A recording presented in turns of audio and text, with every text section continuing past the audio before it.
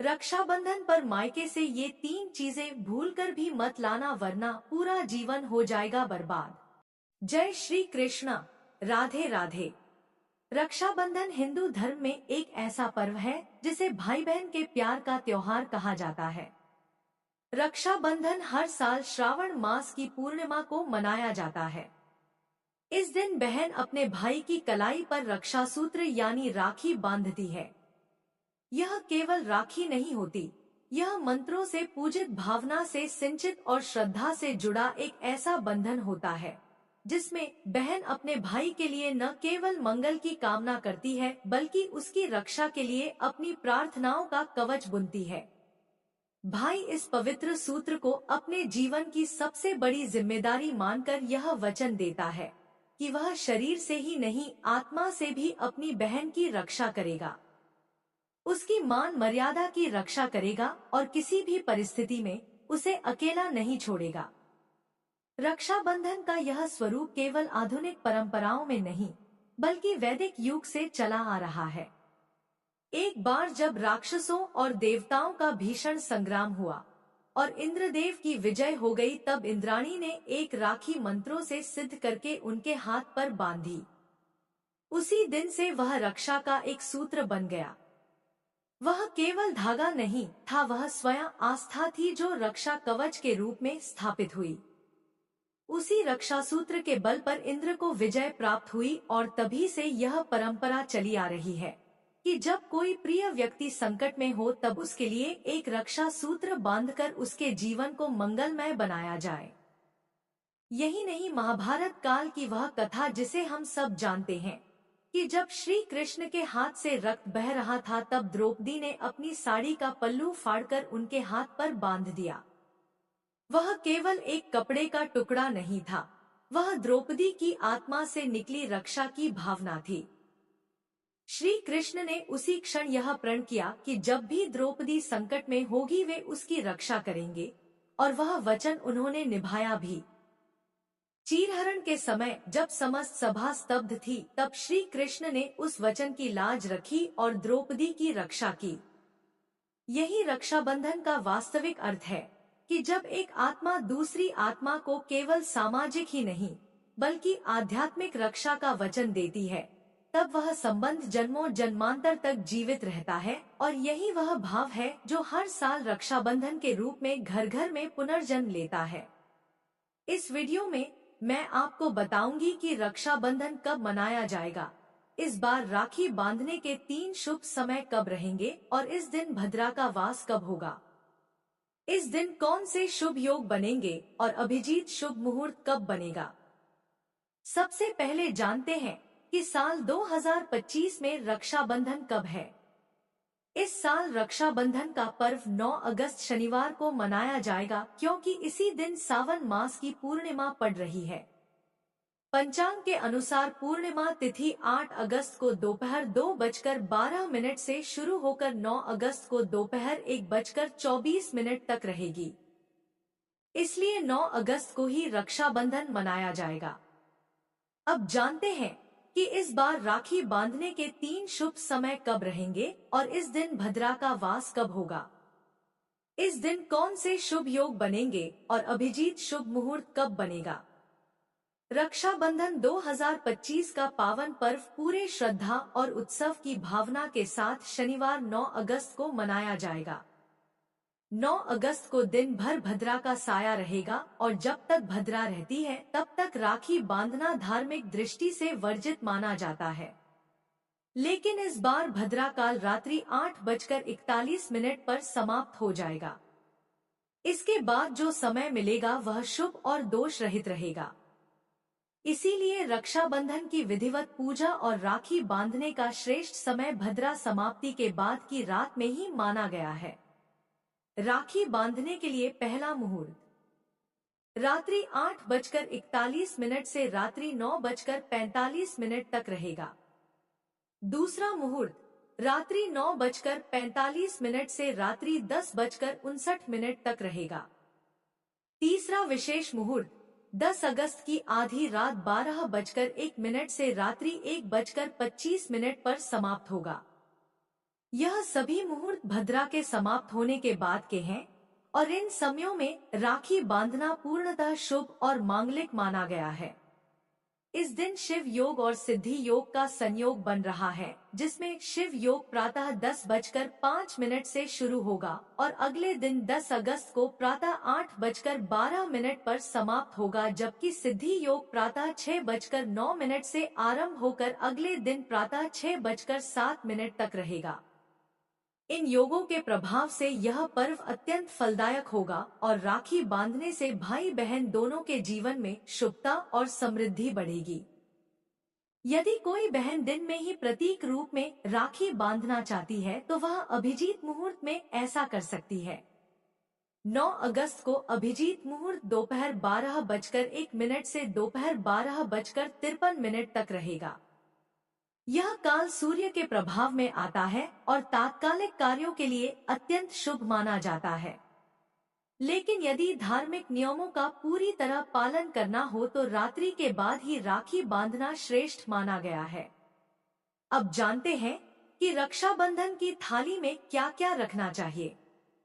रक्षाबंधन की थाली में राखी रोली, अक्षत, दीपक, नारियल, फूल, मिठाई, दही, अगरबत्ती, मौली, कलावा, चंदन, हल्दी, तुलसी का पत्ता, पंचामृत, तिल, सिंदूर, जलपात्र, सुपारी, लौंग, इलायची, चांदी का सिक्का, गणेश जी की मूर्ति, लक्ष्मी जी का चित्र, पीतल की थाली, घी, कपूर, पूजा घंटी, पूजा शंख, गंगाजल, स्वास्तिक का चिन्ह, केसर, बताशे, रक्षाबंधन का मंत्र, पान का पत्ता और तुलसी दल भी रखा जाता है। इस वीडियो में मैं आपको बताऊंगी कि इस दिन महिलाओं को अपने मायके से कौन सी चीजें बिल्कुल भी नहीं लानी चाहिए। लेकिन उससे पहले अगर आप भी चाहते हैं कि भगवान श्री हरि विष्णु और माता लक्ष्मी का आशीर्वाद आप और आपके परिवार पर सदैव बना रहे, तो हमारे चैनल को सब्सक्राइब करके और वीडियो को लाइक करके सच्चे दिल से कमेंट बॉक्स में जय श्री हरि विष्णु, जय माता लक्ष्मी लिखकर अपनी हाजिरी जरूर लगाएं। तो चलिए जानते हैं कि इस दिन महिलाओं को अपने मायके से कौन सी चीजें बिल्कुल भी नहीं लानी चाहिए। कांच का सामान। रक्षाबंधन के दिन महिलाओं को अपने मायके से कांच का सामान बिल्कुल भी नहीं लाना चाहिए। कांच को हिंदू धर्म में नाजुकता और चंचलता का प्रतीक माना गया है। जब महिला रक्षाबंधन के दिन अपने मायके से कांच का सामान जैसे गिलास, कटोरी, शीशा या सजावटी वस्तुएं ससुराल लाती है तो यह संकेत करता है कि वह अपने साथ टूटने वाली ऊर्जा ला रही है। शास्त्रों के अनुसार पर्व के दिन ऐसे पदार्थों से बचना चाहिए जो टूटने, फूटने या बिखरने का संकेत दे, क्योंकि यह वैवाहिक जीवन में दरार और मतभेद का प्रतीक बन सकते हैं। रक्षाबंधन का पर्व जहां प्रेम और स्थायित्व का प्रतीक है, वहीं कांच का सामान अस्थायित्व का द्योतक है। इसलिए इसे मायके से लाना शुभ नहीं माना गया। इससे रिश्तों में ठहराव की बजाय अस्थिरता उत्पन्न हो सकती है और घर की सुख शांति में विघ्न आ सकता है। यही कारण है कि धार्मिक दृष्टि से रक्षाबंधन के दिन कांच जैसी नाजुक चीजें मायके से नहीं लानी चाहिए। अचार। रक्षाबंधन के दिन महिलाओं को अपने मायके से अचार बिल्कुल भी नहीं लाना चाहिए। अचार को जितना स्वादिष्ट और प्रिय माना जाता है, उतना ही इसे शास्त्रों में संयम और अशुद्धि का प्रतीक भी कहा गया है। अचार में तीखापन, खट्टापन और लंबे समय तक रखा जाना इसे एक विशेष प्रकार की उग्रता और संग्रह का प्रतीक बनाता है। जब महिला रक्षाबंधन के दिन अपने मायके से अचार लेकर आती है तो वह घर में वाद, विवाद, कटुता और अप्रियता की ऊर्जा ला सकती है। यह दिन प्रेम, सौहार्द और मिठास का होता है। ऐसे में अचार जैसी चीज जो विपरीत गुणों की प्रतीक हो, वह घर के वातावरण को बाधित कर सकती है। धार्मिक मान्यता है कि पर्व पर जो वस्तु दी या ली जाती है, वह व्यक्ति के जीवन और ऊर्जा चक्र को प्रभावित करती है। अचार का मायके से लाया जाना ससुराल में तीखी बातें और मनमुटाव का कारण बन सकता है।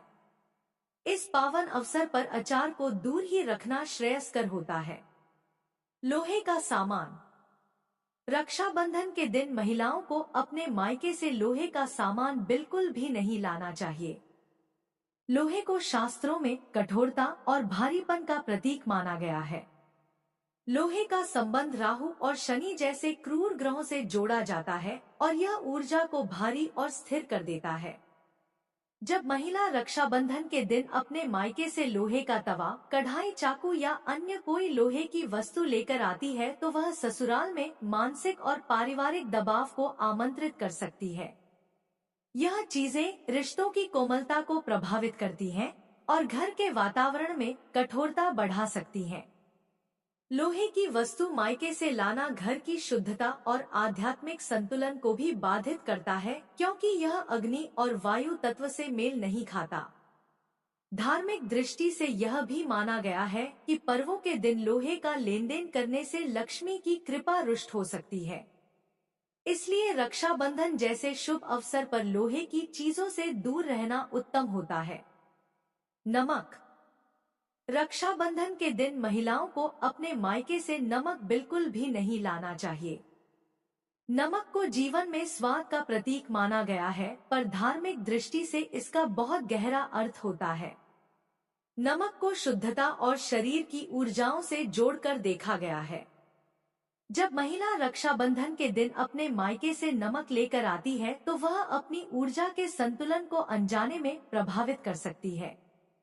नमक को राहु, केतु और शनि की तामसिक ऊर्जा से जोड़ा गया है और इसका पर्वों पर लेन देन करना आर्थिक स्थिरता को नुकसान पहुंचा सकता है। यह धन के रुकने और खर्चों के बढ़ने का संकेत बनता है।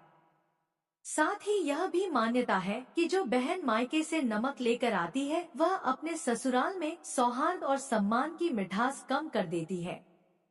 नमक में पृथ्वी और जल तत्व की प्रधानता होने के कारण यह घर के आध्यात्मिक संतुलन को भी हानि पहुंचाता है। इसलिए इस पवित्र अवसर पर नमक से संबंधित वस्तुओं को मायके से लाना वर्जित माना गया है। गैस चूल्हा। रक्षाबंधन के दिन महिलाओं को अपने मायके से गैस चूल्हा बिल्कुल भी नहीं लाना चाहिए। गैस चूल्हा और रसोई के उपकरण गृहस्थ जीवन की धुरी होते हैं, लेकिन इनका लेन देन खासकर मायके से ससुराल में करना धार्मिक दृष्टि से शुभ नहीं माना गया है। चूल्हा अग्नि तत्व से जुड़ा है और अग्नि का संचालन यदि मायके से आया हुआ प्रतीक बन जाए तो इसका अर्थ होता है कि बहन अपने ससुराल के गृह कार्य में बाहरी प्रभाव ला रही है। यह बात परंपराओं और परिवार की गरिमा के विपरीत मानी जाती है। साथ ही पर्व के दिन अग्नि से जुड़ी वस्तुओं को स्थानांतरित करने से गृह में अग्नि दोष उत्पन्न होता है, जिससे वैचारिक असंतुलन, झगड़े और असामंजस्य पनपते हैं। धार्मिक रूप से यह भी माना गया है कि जिस घर में चूल्हा बहन अपने मायके से लेकर आती है वहां ससुराल पक्ष की रसोई पर बाहरी ग्रहों का प्रभाव पड़ता है और सुख समृद्धि में रुकावट आती है। इसलिए रक्षाबंधन के शुभ अवसर पर रसोई के बड़े उपकरण मायके से न लाना श्रेष्ठ रहता है। झाड़ू। रक्षाबंधन के दिन महिलाओं को अपने मायके से झाड़ू बिल्कुल भी नहीं लानी चाहिए। झाड़ू को हिंदू धर्म में लक्ष्मी का प्रतीक माना जाता है, पर यह एक विशेष वस्तु है जिसका प्रयोग घर की नकारात्मक ऊर्जा को हटाने के लिए होता है। इसी कारण झाड़ू को हमेशा घर में छुपाकर रखा जाता है और इसका आदान प्रदान वर्जित माना जाता है। यदि कोई महिला रक्षाबंधन जैसे पावन पर्व पर मायके से झाड़ू अपने ससुराल लेकर आती है तो यह घर की लक्ष्मी का अपमान समझा जाता है। यह संकेत करता है कि वह अपने मायके से ससुराल की दरिद्रता और क्लेश को बुला रही है। झाड़ू लाने से गृह दोष, आर्थिक हानि और परिवार में दरार आने की संभावना बढ़ जाती है। ज्योतिष शास्त्र के अनुसार झाड़ू में राहु और केतु जैसे ग्रहों का प्रभाव माना गया है जो घर में विपरीत फल देते हैं। इस दिन झाड़ू लाना न केवल अशुभ है बल्कि ससुराल के सुख शांति में बाधा उत्पन्न करने वाला कार्य है। महिलाएं इस दिन झाड़ू भूल से भी न लाएं। काले वस्त्र। रक्षाबंधन के दिन महिलाओं को अपने मायके से काले वस्त्र बिल्कुल भी नहीं लाने चाहिए। काले रंग को सनातन परंपरा में शोक, तामसिकता और नकारात्मक ऊर्जा का प्रतीक माना गया है। रक्षाबंधन का पर्व प्रेम, उजास और शुभकामनाओं से भरा होता है। इस दिन अगर कोई महिला अपने मायके से काले वस्त्र लेकर आती है तो यह मान्यता है कि वह अपने साथ अंधकार, दुख और दरिद्रता को ससुराल में ला रही है।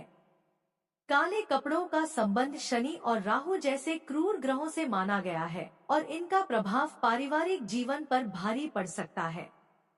इस दिन ससुराल में काले वस्त्र लाना घर की लक्ष्मी के अपमान के समान होता है और इससे गृह दोष, दाम्पत्य कलह और मनोवैज्ञानिक तनाव बढ़ सकता है। शास्त्रों में विशेष रूप से कहा गया है कि मांगलिक पर्वों पर शुभ रंग जैसे लाल, पीला, गुलाबी या हरा पहना जाए और ऐसे ही वस्त्रों का आदान प्रदान हो। रक्षाबंधन पर काले वस्त्रों को मायके से लाना न केवल अनुचित बल्कि अशुभ फलदायी हो सकता है। नुकीली वस्तुएं। रक्षाबंधन के दिन महिलाएं अपने मायके से नुकीली चीजें बिल्कुल भी नहीं लानी चाहिए।